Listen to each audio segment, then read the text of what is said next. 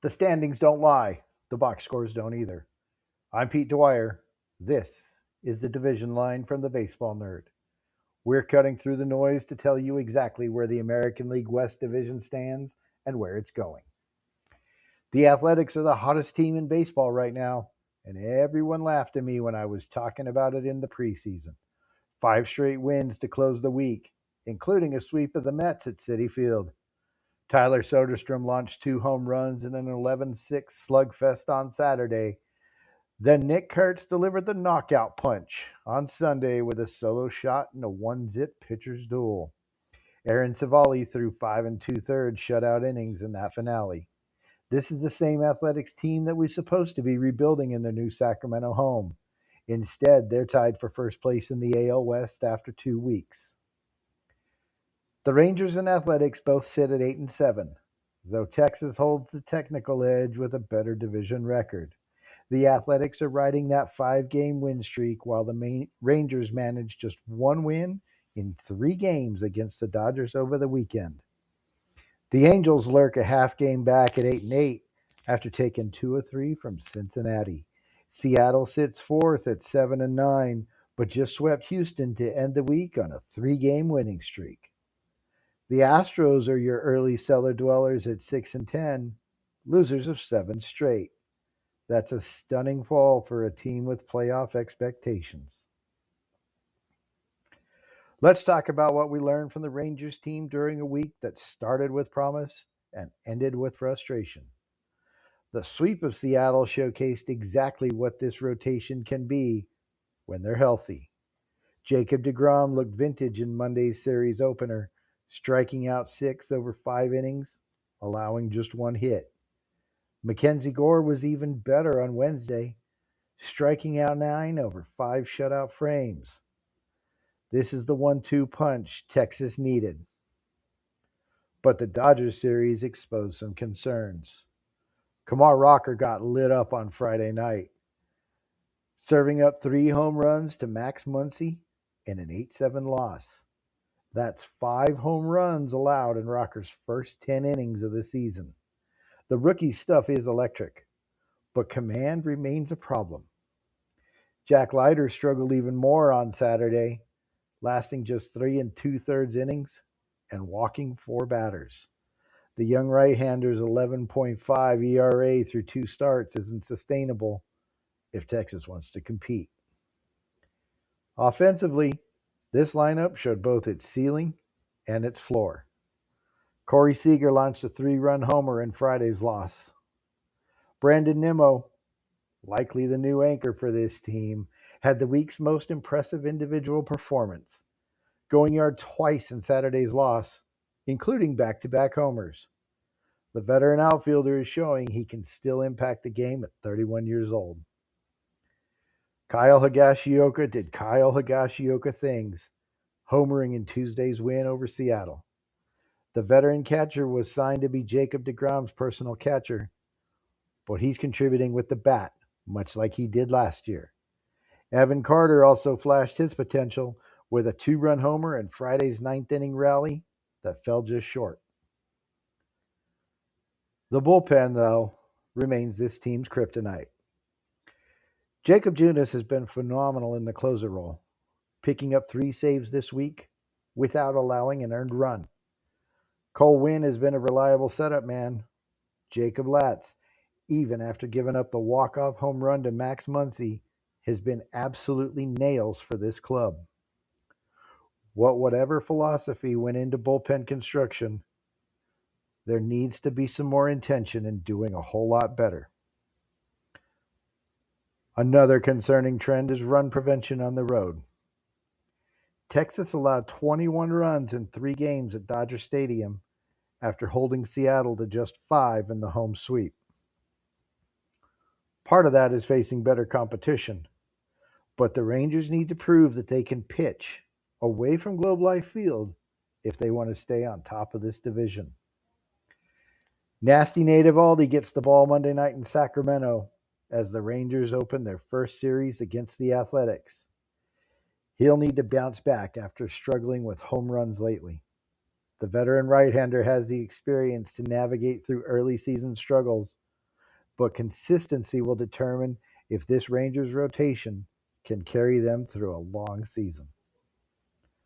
Going to Houston, 7 straight losses have left the club in freefall, and the problems run deeper than just bad luck. The rotation has been an unmitigated disaster outside of sporadic moments from Lance McCullers Jr. Tatsui Amai lasted just 1/3 of an inning on Friday, walking 4 batters, hitting another. That's not sustainable for any pitching staff, let alone one with championship aspirations. The offense hasn't done their part either, managing just 13 runs during the losing streak. Yordan Alvarez has been the lone bright spot, homering 3 times this week, including a mammoth 3-run shot in Friday's loss to Seattle. Altuve went 3 for 4 in Sunday's loss, but the veteran second baseman hasn't been able to carry this lineup consistently. Christian Walker was supposed to provide protection for Alvarez, but the veteran first baseman is hitting just .211 through 15 games. The Astros need more if they want to climb out of this early hole. The sweep of Houston salvaged what could have been a disastrous week for Seattle. After getting shut out by MacKenzie Gore on Wednesday in the series finale at Texas, the Mariners exploded for 23 runs in 3 games against the struggling Astros.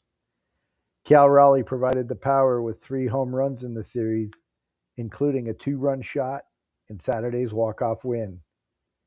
Randy Arozarena is finally starting to find his groove in a Mariners uniform, homering twice this week and driving in 5 runs. The veteran outfielder was acquired to provide exactly this kind of middle-of-the-order production. J.P. Crawford also had a monster weekend, driving in 5 runs in the Houston series, including the game winner on Saturday night. Logan Gilbert bounced back with 7 strong innings in Sunday's series finale, striking out 7 and allowing just 1 run. The right-hander needed that performance after struggling in his previous start at Texas. To the Angels of Los Angeles, 2 wins against 3 games against Seattle was solid work for a team trying to establish consistency. Jorge Soler continues to mash, homering 4 times this week, including a grand slam Friday night in the 10-2 victory. The veteran DH has 6 home runs through 16 games and looks rejuvenated in his new home. Zach Neto also went deep twice over the weekend, including a 2-run shot in Sunday's 9-6 win. The young shortstop is showing the power potential that made him a first-round pick. Jose Soriano delivered his best start of the season in that Sunday victory, striking out 10 over 7 shutout innings. The Dominican right-hander showed the kind of dominance that could make this rotation fearsome. The Athletics capped a sweep of the Mets. That's all. Tyler Soderstrom announced himself with authority, launching 3 home runs over the weekend, including 2 in Saturday's 11-6 slugfest. The young catcher-turned-outfielder has found his power stroke at exactly the right time. Nick Kurtz provided the exclamation point on Sunday with his first Major League home run this year and a solo shot that stood up in a 1-zip victory. Aaron Savali has been everything the Athletics hoped for when they signed him, throwing 5 2/3 shutout innings in that series finale.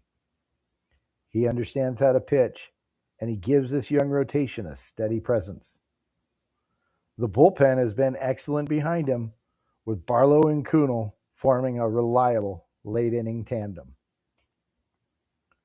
As we get on to injuries, Houston's situation got a whole lot worse over the week, with 2 significant additions to the list. Jake Meyers landed on the 10-day with a grade 2 right oblique that will sideline him for at least 2 weeks. More concerning is Javier's placement on the 15-day IL with a grade 2 right shoulder strain. The righty was already struggling with command issues early in the season, and now shoulder problems raise question about his immediate future.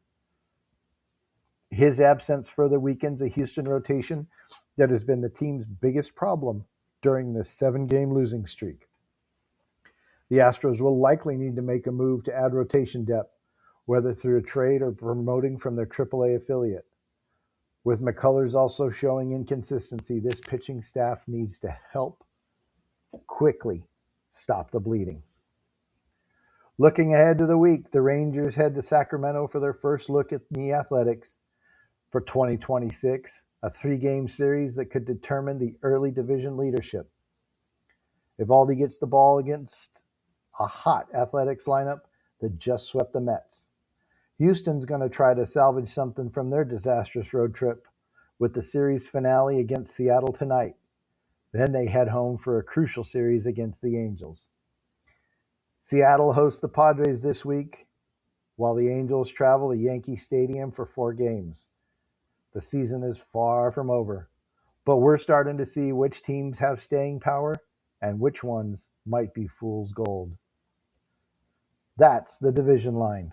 Numbers, not feelings, every Monday.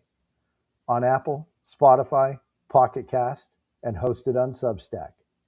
For full analytics, the Rangers recaps every morning, and box scores for the entire Major League Baseball are always at thebaseballnerd.com. Subscribe on my Substack for my articles and fantasy tools, and I'll see you next week.